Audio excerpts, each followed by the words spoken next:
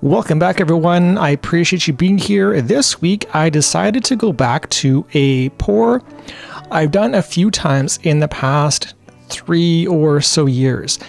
Now, when I first started to pour, I really loved my swipes in a specific way where I would lay my colors down, all in order, darkest to lightest, and simply drag a paper towel or some wax paper through, but typically on smaller canvases like a 9x12 or a 10x10.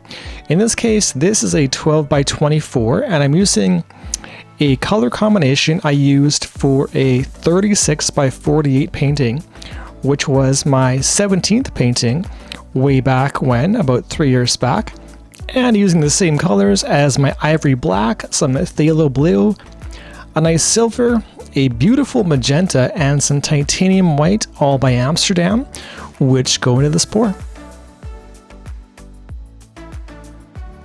Okay, now why I wanted to make this particular swipe and this pour in general was to simply show any of you who may be newer to pouring or interested in trying how simple swipes or acrylic pouring can be.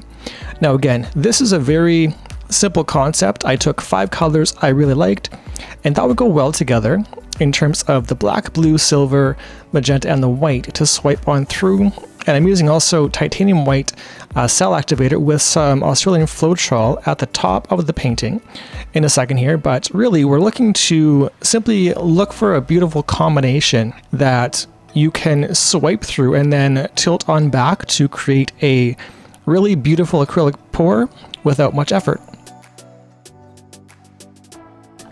And now, although I have done a ton of swipes in my day, especially this particular kind, there's always a few things to learn from the things you have done before and tried in, a new time. So for example, in this white, titanium white bottom section, by putting my palette knife through the paint, I am creating a million little bubbles. And so I always have my handy torch on hand to pop those small little pinhole bubbles to avoid any problems with drying or pinholes showing up as the painting begins to cure.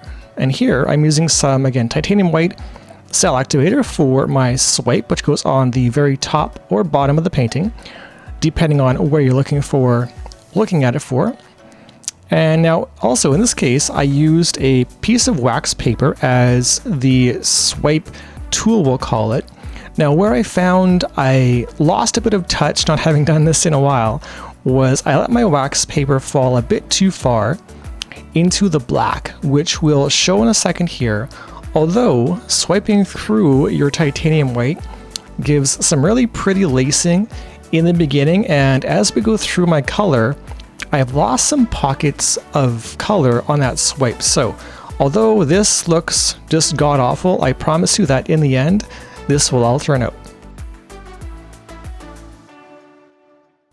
And now ultimately what I'm trying to do here is, again, although this looks just terrible, I have a lot of black on the right side of this painting as we look down on it.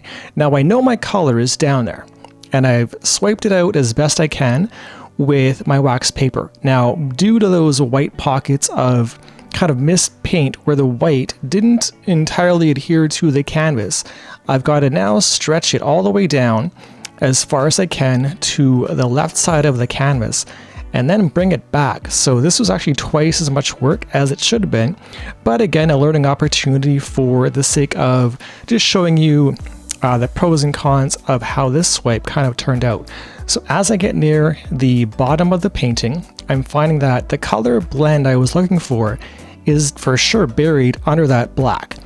So as I begin to tilt back and forth, and I've sped this up quite a lot, so bear with me on all the really quick tilts, I'm seeing the pretty magenta begin to cover those corners. Now it's time to head on back and begin to get rid of all of that black, which is causing so much darkness in this piece.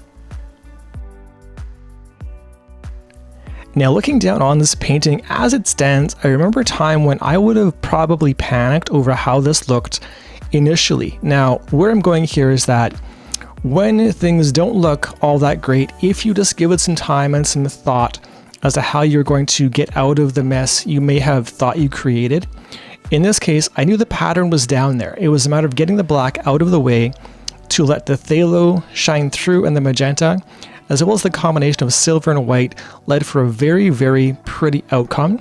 Now, when I get this last angle back, I will show you what this pattern created and how cool the lacing actually is. So, although it's quite dark, on the end here, this blue and into the middle where the magenta begins to pick up was really, really quite nice. So here is our overhead wet look, looking down on the phthalo blue into the middle.